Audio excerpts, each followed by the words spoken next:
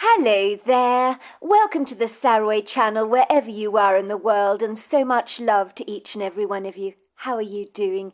I hope you're doing incredibly well. I'm doing fabulous, thank you very much. And I'm so delighted you've joined me for part 3 of our story tonight. And it's a very interesting story. We have a young lady, her name is Trixie, and she was so broken-hearted when her boyfriend Colton broke up with her for no reason at all. She suspected there must have been someone involved with him that he wasn't admitting to. But she was so broken-hearted about this breakup that she pretty much became a recluse. You know, she'd go to work every day, but she would stay at home in her apartment and refuse to date anybody. And then, of course, her mother gave her a bit of a push into the deep end of the water, reminding her that she wasn't getting any younger and encouraging her to go out. And she met a young man called Warren at a bar, and they started going out together. And he's a science geek, and he's absolutely not what she's actually looking for in a young man. But she thinks she's probably going out with him because she knows he can't hurt her, because she could never fall for him. But he's obviously very keen on her, and he's taking her to see his parents, who live in a lovely house overlooking the Oregon coast. So let's continue with our story. "You know your mother, Trixie," my father said to me. "She gets her knickers in a twist about almost everything. She's desperate to become a grandmother, and your being without a boyfriend for the last 5 years has really got to her. I think she's terribly afraid you'll never get married, you know. She thinks you're fearful of relationships after Colton hurt you, which is why she went to see Pastor Lewis about the matter, to get the entire church to pray for you. Your mother emphatically believes that if everybody prays for you, then maybe the good Lord would bring you a husband, and then she'd get the grandchildren she's been longing for. She's relying on you to have a whole football team, Trixie. She's even been knitting little onesies for your babies, in anticipation for that time." "But Dad, that's insane! Why would she do that?" I said. "For a start, why the hell is she knitting clothes for grandchildren she doesn't even have? Lots of people aren't married, but people don't get together in churches to pray for these people as if they've got some deadly incurable disease, do they, that needs to be healed? It's absolutely ridiculous that she got the church to pray for me. Do you realise how embarrassing that is?" My father chuckled.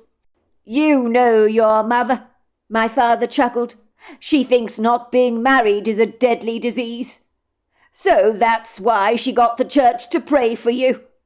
I was so embarrassed about the whole thing. I really was. So I do know, sweetheart, how uncomfortable all this is for you. But give your mother a break. She's very well-meaning, you know." "Well-meaning she may be, but does she have any idea how much she's embarrassed me?" "Are you all right?" Warren asked me, glancing over his shoulders at me in the car. "You seem lost in thought." "I am lost in thought. You're right about that. I was actually thinking about my mother, if you must know. Some of the crazy things she tends to do that are so embarrassing. You know what parents can be like," I said, giving Warren a watery grin. "It's bleak out there, isn't it, with all this rain coming down in cats and dogs?" I tried to say light-heartedly, desperately trying to change the subject. "Some of these drivers should be ashamed of themselves. They're driving outrageously on the road. I mean, it's so reckless of them, isn't it?" Warren reached over to me to give my knee a reassuring squeeze. "You don't have to change the subject, Trixie, you know. I think if the truth be told, you're rather worried about meeting my parents, aren't you? That's what you've really been thinking about. If the boot was on the other foot, I would feel the same about meeting your parents. Don't sweat. My parents are relatively easy-going people, and they're really eager to meet you. They have a lovely house on the Oregon coast with ocean-front views and a stunning beach, so we can have lots of fun staying there." "They're looking forward to meeting me?" I asked. "But of course they are. That goes without saying. It's the second time I've brought a girl home for the weekend. So they're thrilled when I told them that I was bringing someone home." "What have you actually told them about me?" I asked, giving Warren a sideways, rather nervous glance. Warren grinned. "I told them I've met someone extremely special. That's kind of you to say. I hope they're not disappointed.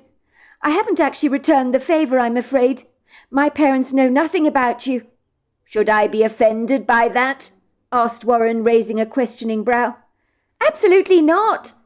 I told you, I try not to talk about the people I see. My mother, well, she loves to go poking her long nose into my life. Actually, she's the quintessential reason I went to the bar that night when I met you. She's always pushing me, getting me to do things outside of my comfort zone." "She's the one that got you to go out to that bar that night?" asked Warren, looking surprised. "Why is that, then?"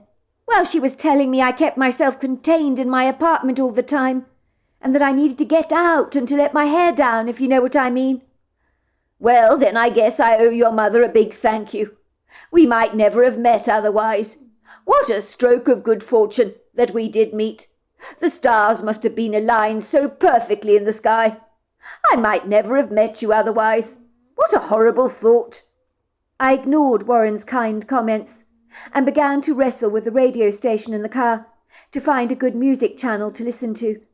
Eventually I found a station where the music being played was country, but the signal was good, and so that's what we listened to. A combination of Tammy Wynette, Reva McEntire, and Dolly Parton. We listened to it all the way to the coast. I was never that into country music, but actually on this occasion it really did lighten the mood in the car and calm down my racing thoughts that were playing the same old tune again and again in my head. What am I doing here? Why did I agree to come on this trip to meet Warren's parents, when I really wanted to end things between us? Finally, I'm very glad to say the rain subsided, and a rather subdued sun began to make her appearance known. The journey itself from Portland to the Oregon coast was about 90 minutes, but then there was the extra journey time to get to Warren's house, on a stretch of rugged Oregon coastline, which meant we were probably on the road for another hour or so. As far as I was concerned, we could have stayed on the road forever, as I was not looking forward to meeting Warren's parents. I didn't want them to falsely believe that I was serious about their son, and given I was the second girl he'd brought home to meet his parents, they would likely think that this was the case. Little did I know that sometimes fate really can serendipitously open doors that no man can open, and close doors that no man can shut. For fate, probably guided by the hand of God himself, will carry you along her path like a leaf floating across a long, windy tributary of water. I had no way of comprehending that it was a good thing that I had agreed to come out on this road trip, for this was going to be an extraordinary weekend, one that I would never ever forget, that would quite literally change the entire trajectory of my life. And if this weekend hadn't come about, I'm quite sure I would be living a hermetic existence, still in my apartment in Portland, with my mother begging me to find a man so she could have those grandchildren she'd been hankering for. "Home, sweet home," said Warren, giving me a warm smile. "At last we've arrived. It wasn't too bad a trip, was it?" "No," I admitted.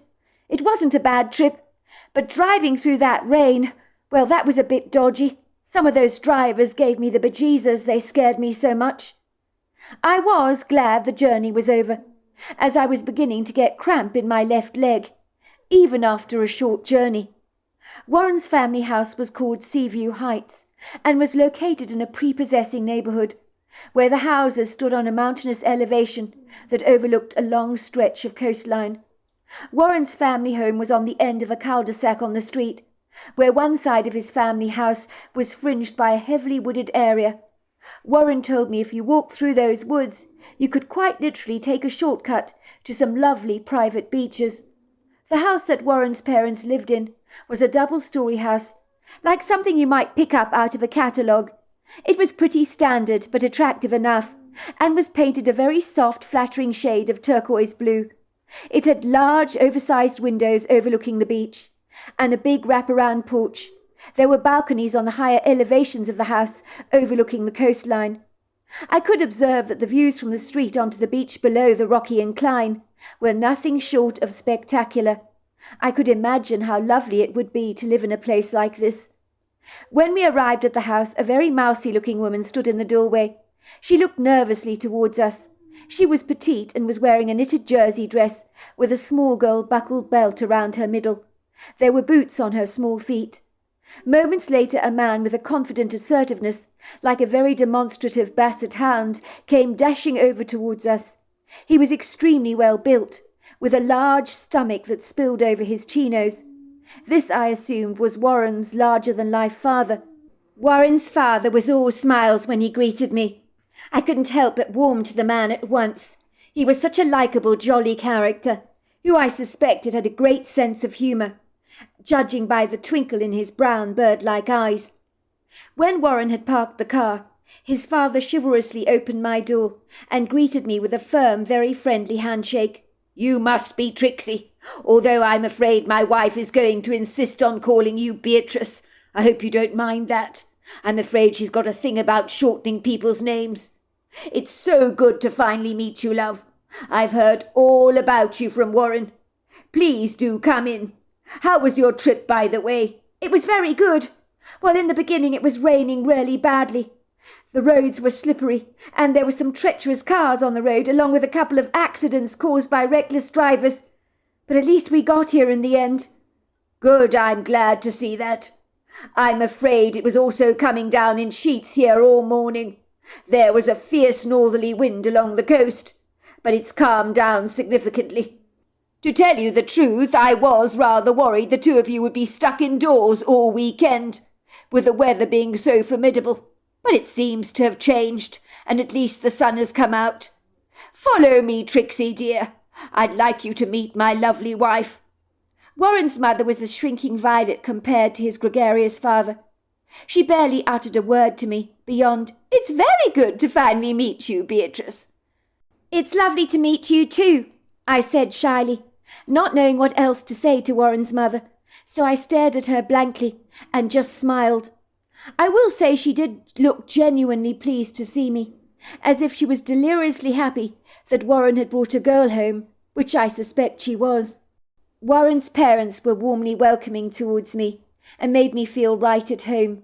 His rather demure mother led me to my own bedroom and bathroom en suite, which I was extremely pleased about, for when you're on the verge of breaking up with someone, you don't want to be sharing a bedroom with them, let alone a bed. Warren's parents were the kind of people that would have frowned on us sharing a bedroom together, unless we were married, of course, and I was not going to complain about that. It was so beautiful at the coast, so a small part of me was actually glad I'd come here. The air was fresh, the views beautiful, the sounds of the waves crashing against the shoreline made me feel as if I was on holiday. Warren and I took a leisurely stroll down the long ribbon of beach sand, and held hands together. It seemed like the right thing to do at the time. I didn't really mind about this because my mood was upbeat, and I was feeling rather relaxed. I was worried, of course, that I was leading him on, with every intimate gesture, but holding hands wasn't a big deal. We were eating our first course at dinner that evening, when Warren's jovial father told us that his cousin would be joining us shortly. At the time I didn't think much about the matter. "Cole is staying here for the weekend," said Warren's father, whose first name I discovered was Keith, which I thought rather suited him. He was a fun-loving man, who took life at a leisurely pace, and didn't appear to allow anything to get to him, whereas Warren's mother, by contrast, much like my own mother, looked like she could easily get into a flap if something were to upset her. "Why is Cole coming for the weekend, Mum?" asked Warren, looking directly at his mother for answers. "Well, you know," said Warren's mother, "he seemed very eager to get out of town. It's getting on top of him in Portland, you know. Sometimes you do need an escape. I encouraged him to come. You don't mind, do you, Warren?" "Of course I don't mind. It'll be good to see him." "I hoped you would say that, love," said Warren's mother gratefully. "He was worried he was going to cramp your style, given you have a guest staying with us," she said, flashing me a smile. We began to eat our second course, which was an absolutely delicious rich oxtail stew, made with red wine, served with fluffy melt-in-the-mouth mashed potatoes, and on the side some seared asparagus. The conversation rolled easily forward, like a perfectly orchestrated song, for the banter was really good in between us all, involving a great deal of laughter. while both of Warren's parents asked me all about myself. They wanted to know about my own parents, where I worked, and what I thought about living in Portland. Even Warren's mother, Angela, seemed to come out of her shell somewhat, which made me feel more inclined to relax. Warren's father was asking us how we met, but at that precise moment there was a knock at the door, so neither of us answered his question. "Oh, that must be Colton. He's finally here," said Warren's very demure mother. "At least he'll be able to have some dinner with us tonight. I did hope that the meal wouldn't spoil. I was so worried the oxtail would get cold. I know how your cousin loves oxtail. I made it especially for him." Warren's mother, who insisted I called her Angela instead of Mrs. Carvella, looked up at her husband. "Well, go on, will you? Get the door, love," she said. "Help Colton to get his suitcases upstairs in his bedroom, and after he's washed his hands, bring him down to the dining room to join us." I could hear men's distinctive laughter coming from the hallway, and Warren's gregarious father Keith's impassioned voice saying, "Look what the cat dragged in. It's so good to finally see you again, Cole. It's been quite a while since you graced us with your presence. About time, too." "It's great to see you, Uncle Keith." "Well, likewise. So how was the trip from Portland? At least the rain at rush hour seemed to have subsided." "Well, yes, it did. But there was a catastrophic accident on the road, I'm afraid. 2 people dead, I believe. Because of reckless driving, of course." "Why does that not surprise me, Cole? But you're here now, and that's what counts. Tell me, how are you doing? You look rather well." "Oh, I'm doing as well as can be expected. But let me tell you, Keith, it's been mayhem at work. So many deadlines. I just knew I needed a break, or I'd tear my hair out in frustration." "Well, I'm glad you're here, son, safe and well. It's such a treat you're joining us for the weekend. You know what your aunt is like. She's tickled pink that you're coming." As I listened to their conversation, it began to drift away, as the voices steadily became more muted, rather like an aeroplane that flies over your roof, and then it hums and seems to dissipate as it moves further away through the clouds. I remember thinking that Warren's cousin's voice sounded startlingly familiar, but I couldn't place it. "We're all eating in the dining room. Your aunt has made your favourite meal. It's oxtail tonight." "You're kidding me. Oxtail," came the other voice. "Have I just died and gone to heaven? Aunt Angela's the absolute best. If there was a woman out there who could make oxtail like Aunt Angela could, I'd marry her on the spot, no questions asked. Well, you know what your aunt is like. She's got a soft spot for you, Cole. Let me help you take your suitcase up to one of the guest rooms, and when you're ready, come and join us for dinner. Warren's got a friend here, you know."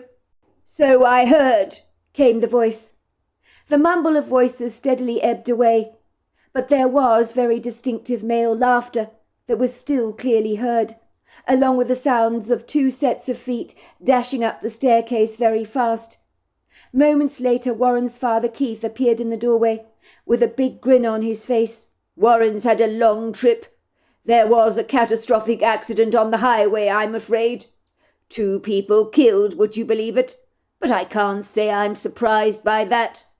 Cole's upstairs washing his hands. He told me to tell you he'll be down in a second. He's as pleased as punch you've made oxtail tonight. He says no wonder you're his favourite aunt." Warren's mother chuckled. "He says that, doesn't he? I might remind him. I'm his only aunt." "Oh, there you are, Colton. It's so good to see you, love," said Angela, sounding absolutely delighted, when a tall, handsome young man entered the doorway of the dining room with a great big cheeky grin on his face as he looked straight at his aunt. "Something smells jolly good, Aunt Angela. A little birdie told me you've made me oxtail for dinner. You're an absolute gem. They don't make women like you any more." Warren's mother looked absolutely thrilled with the compliment. She went bright pink and giggled. "What do you You know me. I can't help myself as far as you're concerned, Colton." In that moment, I very nearly choked on my oxtail. I realised that Warren's handsome cousin was my ex-boyfriend Colton. I wouldn't have recognised him at first because he'd changed significantly. He had filled out a bit and was even more handsome than I'd remembered him to be. Besides, his hair was brushed on the side, which was a different hairstyle to the way he used to wear it. Most members of the Carvella family, with the exception of Angela, called Colton Cole. Angela eagerly rose to her feet, ebulliently wrapping her arms around Colton in an all-embracing warm hug. "Oh, my goodness gracious me! It is so good to see you. I've missed you so much, love." "Likewise, Aunt Angela." It was like she didn't want to let Colton go. She clearly adored her nephew. Warren raised himself up from his chair and walked over to his cousin, greeting him warmly with a firm handshake. I was absolutely astounded in this moment by how Colton and Warren's physical features were eerily alike, although I will say Colton was significantly larger than his cousin, and was not remotely geeky looking. "How are you doing, Warren? Long time no see, cousin." "I'm fine," said Warren. "Couldn't be better, actually." I was sitting on the chair. My face froze, growing as pale as a ghost, when Warren said, "Let me introduce you to my girlfriend Trixie." Warren pointed to me and said, "Cole, this is Trixie. Trixie, this is Cole." "Pleased to meet you," I said, standing up on my 2 feet and reaching over the table to shake Colton's hand. He took mine in his. Our eyes met, and I could feel my heart doing belly flops. There was such an electric charge between the two of us. Colton's face had grown pink. His eyes were standing up on stalks. He was clearly as shocked and bewildered to see me, as I was indeed to see him. "Pleased to meet you, Trixie," he said in a cracked tone of voice that did little to hide his abject astonishment. "Do you two know each other?" asked Angela, as if she could pick up on some kind of recognition between us. "Absolutely not," I blurted out. "I've never met him before," I said, shaking my head vigorously. "No, we've never met before," Colton lied, realising that I had my reasons for preferring not to admit that we knew each other in this awkward moment. I felt like a deer caught in headlights. I couldn't believe that I was going to be eating the rest of this evening's meal, with Colton seated directly opposite me. I doubted I would be able to eat at all. I didn't want it to look obvious that Colton and I had a past together. I was terribly afraid the truth would be written all over my face. I knew that during the meal I needed to avoid looking at him at all costs, or I might give myself away. My heart continued to race in my chest, as seeing Colton again had ruffled my feathers considerably.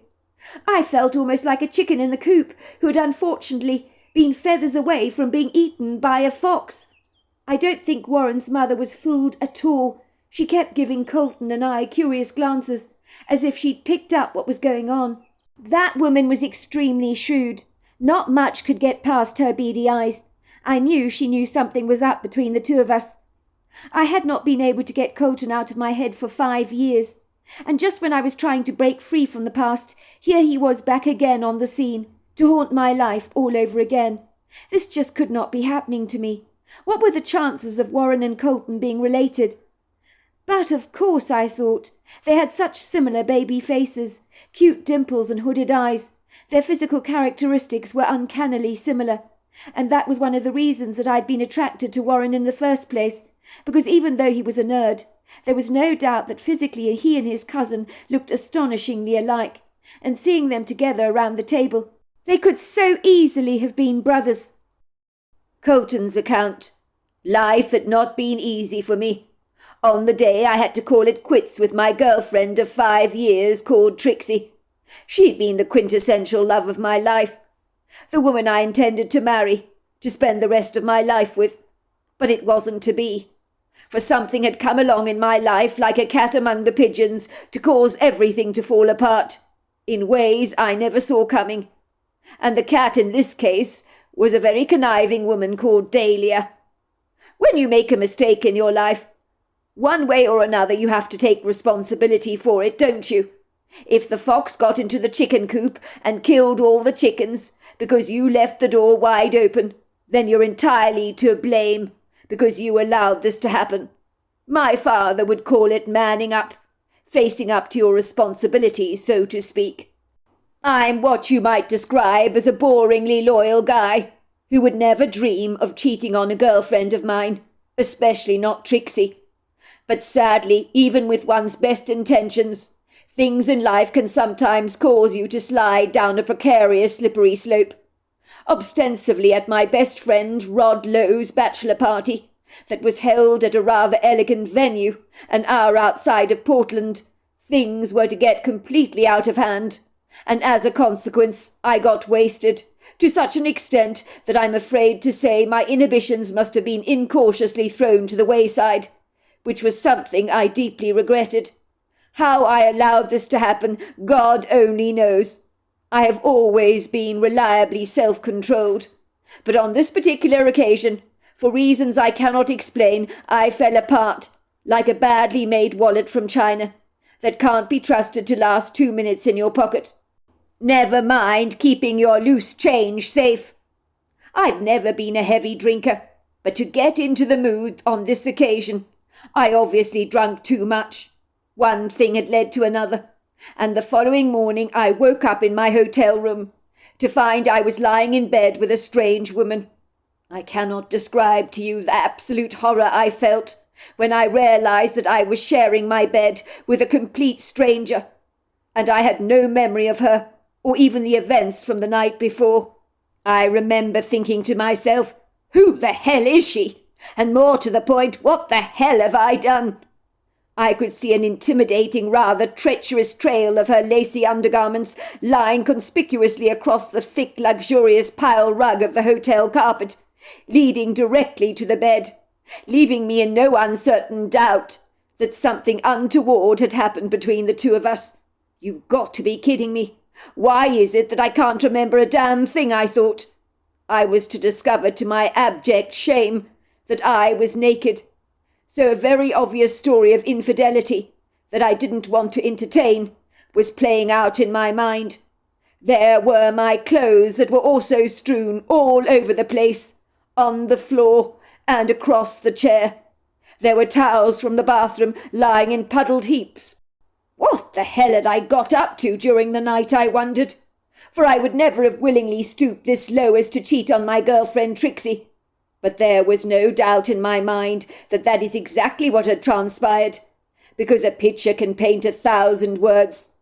I hurriedly, in my shame, gathered my clothes and put them on as quickly as I could. I wouldn't want the stranger to wake up while I was completely naked, and I needed to get the hell out of here before she saw me. I was now in panic mode. I really had no recollection of anything at the party, beyond the last drink I'd enjoyed. I do vaguely recall being led away to my bedroom en suite when my best friend Rod said I had had way too much to drink and I needed to sleep it off. The most enigmatic thing of all was I had absolutely no memory of meeting a woman at the party, or a woman ever being in my company, as you didn't have females at an all-bachelor party. So where the hell did she come from? And why was she lying in my bed? Who was this woman? It was so blazingly obvious to me what must have transpired between us, and it filled me with a dreadful sense of self-recrimination. The evidence of my bad behaviour was staring me brazenly in the face, and it wasn't pretty to look at. I dreaded to think what Trixie would make of all this, if she were to see me now. I knew if she were to learn about this night, and about my indiscretion in our relationship, well, it would come crumbling down like a pack of cards. I knew that if Trixie was to learn about this night, a night of dreadful indiscretion on my part, that our relationship would come crumbling down like a pack of cards. I knew Trixie would never forgive me for something like this, especially if she believed I had cheated on her willfully. I had no memory of getting up to any hanky-panky, but it was plainly clear to me that I had done so. I was throwing what was left of my clothes into my duffel bag, when unfortunately the woman lying fast asleep in bed suddenly opened her eyes wide. She sat up on the bed and began to purr coquettishly, like a contented cat. "Come back to bed, lover boy," she cooed. "I'm sorry," I said to her as politely as I could. "I don't know who on earth you are, or what happened between us last night, but I need to leave now." "Don't tell me you've forgotten our night of passion," said the woman, rising unself-consciously to her feet and padding over towards me completely naked. She enveloped me unabashedly in her arms and told me what a wonderful evening it had been between the two of us. "Don't be such a pussy-cat, Colton. Come back to bed, will you? Let's finish what we started, shall we?" she said, patting my backside cheekily and trying to lure me into the bed. "You were a naughty boy last night. You're quite the tiger. Who'd have thought it, when you look so innocent?" she said, tweaking my cheeks mischievously. "That's the problem with having a baby face. You look innocent, but you're anything but, aren't you?" "I don't know what on earth you're implying," I said, my face reddening. "I don't remember anything of what happened here last night. I really don't." "Don't be ridiculous. Of course you remember. You were all over me like a rash last night. Not that I mind, of course." "I was?" I asked. "You're saying something happened between us? I can't remember anything, nor do I remember you." "You don't remember? Of course you remember. You don't fool me for a second," said the woman, with an exaggerated expression of bewilderment on her face. "I know we were a little tiddly last night, but you could not get enough of me. You can't deny that. You were wildly romantic. You even ordered champagne for us. But don't worry, I loved every single second of being ravished by you." I was to learn later that no one had seen me or this strange woman together at the party. Indeed, no one remembered Dahlia at all. My best friend Rod had personally taken me to my bedroom on my own. He said I was pretty much passed out. At the time, I didn't know if the woman set me up, or whether we had copulated together that night or not. The horrifying reality is, at the time, I thought I would never know the answer to the question, as my mind was completely blank, as if I was suffering from some rather weird kind of amnesia that seemed to have wiped a few hours out of my life all clear away. This has never happened to me before or since.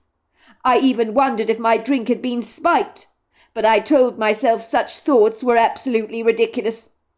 When the young woman whose name was Dahlia asked me if we were going to see each other again, I told her absolutely not. "But I really like you, Colton," she cooed.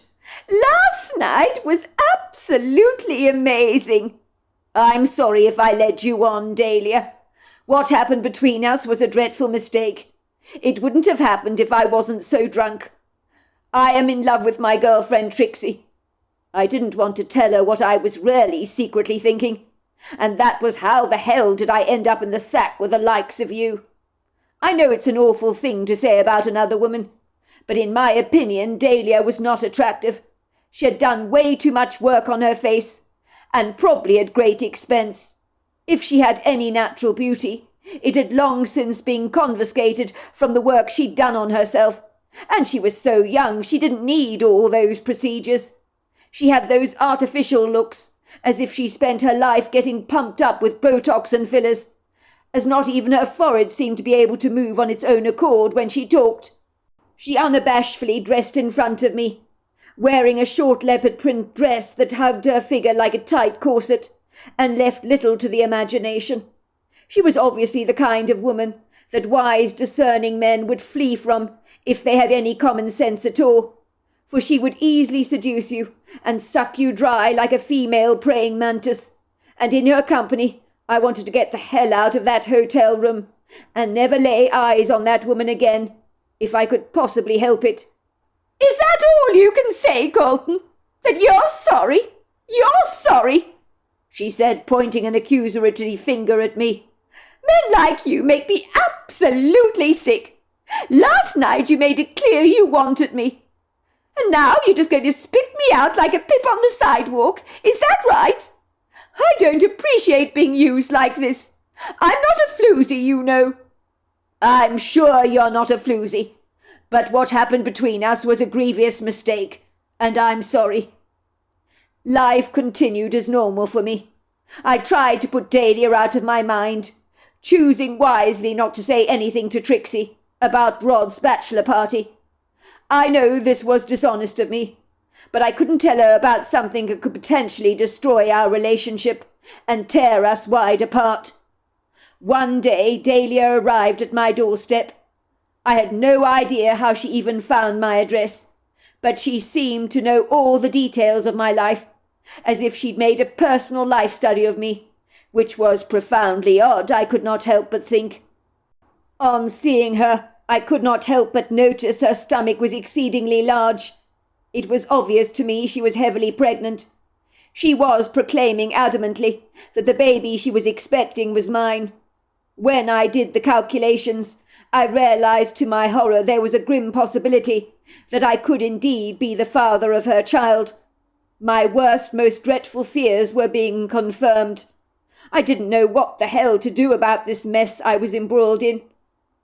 How do you know it's mine? I asked her. But isn't it obvious? You're the only man I've been with since that party. I told you then I wasn't a floozy.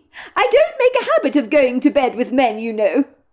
If you don't believe me, we can always do a DNA test after the baby is born. I knew I needed to take my dilemma to my father for some of his wise counsel and instruction. It hadn't occurred to me that Dahlia would lie to me, given we live in the day and age of DNA analysis, where any untruths can be easily exposed. I knew my father would think I was a prize fool for messing around with a perfect stranger who I wouldn't have chatted up in a bar if I was single and sober. In the beginning, I did my level best to try and make this initially non-existent relationship with Dahlia work. I didn't want to turn my back on the baby she was carrying, that I believed was my own. My father, who was resolutely old-fashioned by nature, had insisted I do the right thing by Dahlia, and after visiting my pastor at church for some much-needed advice about how to deal with this difficult matter, I hasten to say he pretty much said the same thing as my father had done. Look, son, I'm not going to beat around the bush and tell you what you want to hear. I think you should try and be a father to your child. That would be a noble thing for you to do. I'm afraid so many single parents out there raise kids on their own. The children suffer as a consequence. Some of these children end up homeless on the streets, taking drugs, cruelly abandoned because they were never wanted in the first place. I'm sure you wouldn't want to do that to your own child, but regretfully it's a fact of life. I have to ask myself why these innocent children have to be treated like this, how they have to become a victim of parents who selfishly only consider their own interests and needs first. When it comes to raising our children, we need to be selfless and sacrificial on their behalves. I always warn young men such as yourself not to get intimate with women unless they're prepared to marry the girl in question.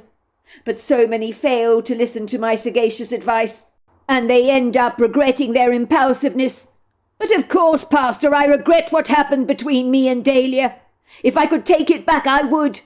But why should I marry a woman I don't even love, that I'm not even attracted to? It makes no sense at all. Look, son, there are many people in the world today that have arranged marriages. They manage to make those relationships work, and I'm sure initially they're not even attracted to each other. Do you know in India, where marriages are often arranged, that the divorce rate in those countries is incredibly low, which in my opinion speaks volumes. Let's just say in their cases, two people come together who don't even know each other. Think about that for a moment. Nor do they love each other, but they make it work. But they're complete strangers, I said. How can two strangers who aren't even attracted to each other make it work? But they do, don't you get it, son? That's the point. They don't know each other from a bar of soap, but they come together without any preconceived ideas. And maybe that's one of the quintessential secrets of their success. In the West, we put too much of a burden on our relationships by backing out the moment things get tough for us. In these arranged marriages, both parties know they're going to have to make their relationships work, and there are no ifs and buts about the matter.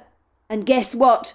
More often than not, they end up falling in love, or at the very least growing fond of each other. And I see no reason why that shouldn't work between you and Dahlia, if you put effort into your relationship. You have made this woman pregnant, Colton. Granted, you do not know her, but now is your opportunity to rectify this problem by getting to know Dahlia better and establishing a relationship with her. For whether you like it or not, you are about to be a father to her child. You need to take responsibility for your indiscretions, as that is what a good man would do. Some people might say it's old-fashioned, but the old ways are the most chivalrous. Even though I was not well acquainted with Dahlia, and hardly knew her well, I knew my pastor was speaking sense. I needed to at least give Dahlia a fighting chance with the relationship, as she was the mother of my child. But I wasn't going to marry her straight away. That was something I was exceedingly reluctant to do. I knew I should try my level best to make the relationship work as best as I could, and that would mean ending my relationship with Trixie as gently as possible. I reasoned with myself that Dahlia would never lie to me. She had said I could get the DNA of my daughter checked out after she was born, because it was affirmed to me that the baby we were expecting was a little girl. In truth, it was too dreadful to even comprehend life without the love of my life, Trixie. But as Pastor Mick had told me, I needed to think about the welfare of my child first and foremost, above myself and my own personal interests. You never know, young man, he said to me. God can bring people together in unlikely ways, but you have the perfect opportunity to do the right thing by Dahlia, so do it.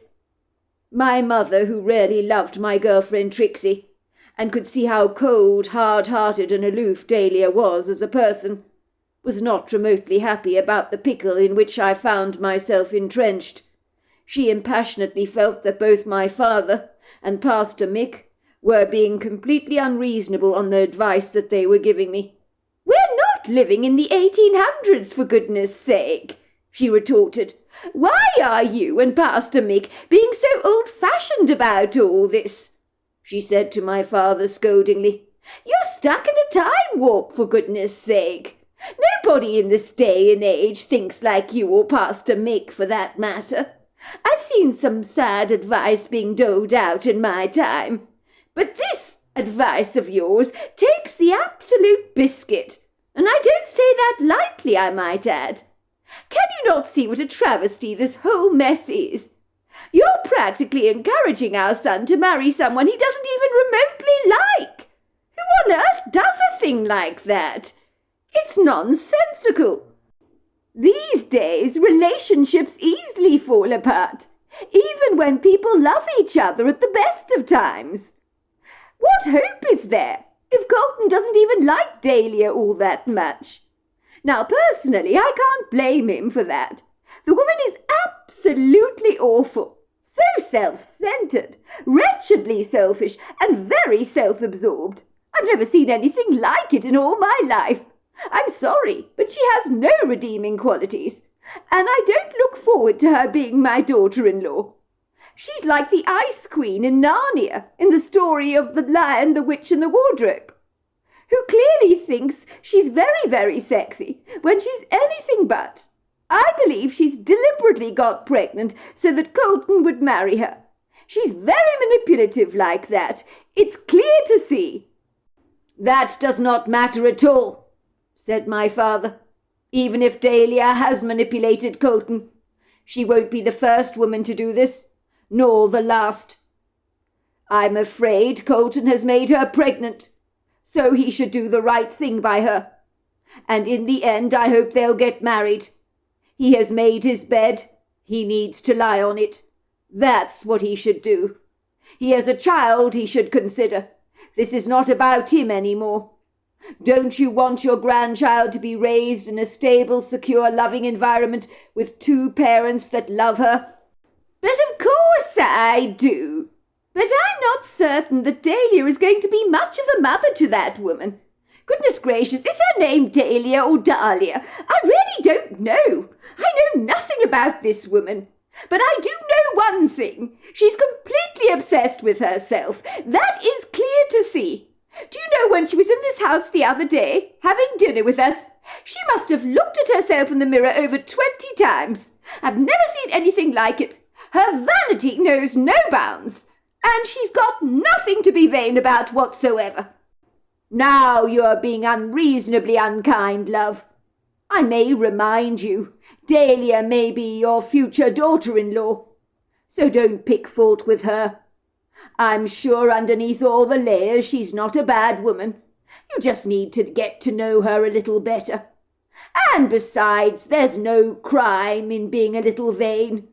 A lot of women at her age are like that, a little obsessed with their appearances. But is that such a bad thing anyway? I'm quite sure she's looking very forward to having this baby. Well, I don't care what you say about her. I don't like her one little bit, my mother chided. There's something so desperately underhanded and calculating about her.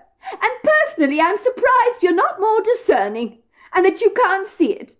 I'll have you know that nowadays lots of young women are single mothers to their children. And why can't Dahlia be the same? I mean, what on earth does she have in common with our son? Nothing at all. I don't believe for a second their relationship will work, even if you do. Colton has always loved Trixie, and you're telling me he has to give her up for this? Don't finish your sentence, love. It's not a good idea. I don't want to hear what you have to say on the matter, because you're going to say something unkind. And you're talking about the mother of our grandchild, and I won't have it. But I don't like her, love, and I'm a very good judge of character. Something about her is extremely off. If Colton and Dahlia get together because of the baby, that's ridiculous. Things will definitely fall apart at the seams. I think that Colton should contribute financially to the child and involve himself in her life. But there is no way he should marry Dahlia or commit to her in any way. The idea is absolutely ludicrous. I knew, of course, my mother was speaking sense. I had nothing in common with Dahlia. I found her to be very sly. There was nothing warm about her character that would make her the least bit likeable. Besides this, I have never found her attractive. To be honest with you, I have always liked natural beauty in a woman. Dahlia seemed to emulate a Barbie doll, and everything about her appearance was extremely fake. It didn't help that her cold, aloof attitude made her all the more unappealing. She was a shamelessly flirtatious woman, I have to say, who used her looks to ensnare men. But beneath her shallow, vacuous veneer, there was something untoward about her that was exceedingly off-putting, but I couldn't put my finger on what exactly it was. Looking back, I suppose she was treacherous and ruthlessly determined to get exactly what she wanted out of me, and would probably walk over cut glass to get it. I remember the night when I picked Trixie up from her apartment. How heavy my heart was. I knew I was about to end things with the love of my life, which was one of the hardest things I would ever have to do. In truth, I couldn't envisage living without Trixie, but I had to end things. The last thing I wanted to do was to drag Trixie into this mess that I had made for myself. She didn't deserve any of that. I was going to be a father to another woman's child. I was not exactly left with the freedom of choice in the matter. I decided the kindest, most dignified thing for me to do was to tell Trixie things were not working out between us. There was no point in telling her the entire truth. It would make things so much more complicated and messy. Important at the time, it would seem people had come out of their winter hibernation with a spirited vigour. The atmosphere was extremely ebullient. People friskily shed their winter coats. Like cocoons they no longer needed. There was an upbeat charge of electricity in the air. The weather was definitely warmer. Daffodils and cherry blossom trees proudly adorned the sidewalks with splashes of cheerful colours, alerting everyone to the new beginnings that this preciously treasured time of year always invited. I had promised to take Trixie to a rarely wonderful Italian restaurant that evening. This was the inauspicious evening where I intended to end things with her, so my emotions were extremely fragile. The restaurant had received no end of excellent reviews in regards to its fabulous authentic Italian cuisine on offer. But I couldn't imagine eating much tonight, not when I was going to do something that I knew I would regret. Trixie and I had been talking about trying this restaurant for quite some time. When she opened the door of her apartment that evening to greet me, she looked stunningly beautiful with her new hairstyle that was heavily layered. This was complemented by a beautiful black dress she was wearing that was both stylish, modest, and classy. So unlike the rather unfortunate skin-typed, revealing leopard print designs that Dahlia would wear, that left little to the imagination. These women were poles apart. My mind was a whirl with the responsibility of becoming a father to a woman that I didn't even love. So I guess when Trixie met me at the front door that evening, I probably looked a little worse for wear. Trixie even commented on how pale I was. "What's wrong with you, Colton? Are you all right? You're as white as a sheet." "I'm fine. I just suppose I had a slight headache earlier on this morning," I lied to her. I knew I was going to have to end things with Trixie, and I wondered in my heart how the hell I was going to do this, graciously, tactfully, and diplomatically, without causing her hurt. I had plans to talk to her after our dinner at the restaurant, but my chest felt so tight and constricted that I knew I wanted to get this off my chest as quickly as I possibly could, because I might just lose the balls to do it. When I told Trixie that things were not working out between us, she was very curt and matter-of-fact with me. The very worst part of it all is she agreed that our relationship had not been working out. Now this was news to me. I thought things between us were pretty much close to perfect. I thought we were in love with each other. If that was not bad enough, she told me I'd never ever been her type. I was stunned by her heartbreaking comments, because Trixie was in every respect the perfect woman for me. To hear that she didn't feel quite the same way about me was gut-wrenching and soul-destroying, to say the very least. Her words ruthlessly pierced through my heart, as if an elephant trunk had gone right through me. It was brutal. I'd rarely believed we were very much in love with each other, but she was brushing me off nonchalantly, like dog hairs on a coat, and it hurt like hell. But I suppose I deserved it. Needless to say, she asked me to drop her off at her apartment straight away, and after her cruel, unexpected, blistering outburst, I was rather relieved to do that. How had I got our relationship so badly wrong?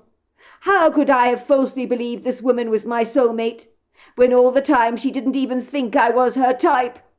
Maybe I really was meant to be with Dahlia after all, because all the arrows were pointing in her direction. But I doubted I could ever love her like I did Trixie. In the end, I never took Trixie to that Italian restaurant, but I'm glad I didn't, because I wouldn't have been able to eat anything that night. Trixie did ask me, of course, if I was seeing someone else. She looked at me rather suspiciously, because I think she suspected I was. I mean, what could I say to answer that question truthfully? Because I was seeing someone, but it was against my will. Imagine if I said to her, "Oh yes, I went to bed with a woman at a party. I don't remember a thing about it, but now this woman claims I'm the father of the baby she's expecting. So I've had to step up to the plate and do the right thing by her, even though every single cell in my body is telling me to run away from this insane commitment because it's ludicrous. How could I tell her something like that? I mean, I might potentially break her heart. But then I had to reconsider whether I actually would, because she no longer seemed to be that into me anyway. Things got far worse for me, if that was at all possible, when I arrived at Trixie's apartment a day or two later, with my tail very much between my legs. I felt very sorry for myself. I had to pick up my stuff, which she had ruthlessly discarded in a black bin liner that she had left in the hallway, so that she could throw me out of her life like a rabid dog she no longer wanted any contact with. Maybe I'd hurt her breaking up with her like I did, but it certainly wasn't showing on her face, for she looked at me with such disinterest. I might as well have been a salesman at her door, trying to sell her a kitchen gadget that she didn't want. Ostensibly, it was almost as if she was heartily relieved to see the very back of me, which really cut to the throat. It was regretfully in the entrance hall that I observed a couple of framed pictures of what looked like to be a handsome young man, standing in pride of place on the desk in the hallway. My hair on the back of my neck stood up on end, as I felt an untethered jealousy rip through me like a green tsunami. Who the hell was in those photographs? And why were they standing upright on the desk in a prominent position of significant importance? I'd never seen a photograph of that man before. I asked Trixie who the photograph was of, and she admitted it was someone that she was seeing. I mean, can you imagine how brutal that was for me? It was a cold, hard, cruel slap on the face. The most hurtful part of it all was that I couldn't believe Trixie had replaced me so easily. Was I that easy to forget? Was I that disposable? Had our loving relationship together meant absolutely nothing to her at all? Was she such a cold, unfeeling bitch? I felt as if a knife had been thrust through my heart, and my self-esteem had plummeted, being pulverized so cruelly that there was nothing left of it at all. I walked away from Trixie's apartment like a wounded animal, feeling that relationships with women were a hell of a lot confusing. And as for Dahlia, well, let's just say I could make no sense of her at all. So there we are. That is the end of part 3 of our story. Part 4 is tomorrow night. I look forward to you joining me then. Until next time, goodbye and good night.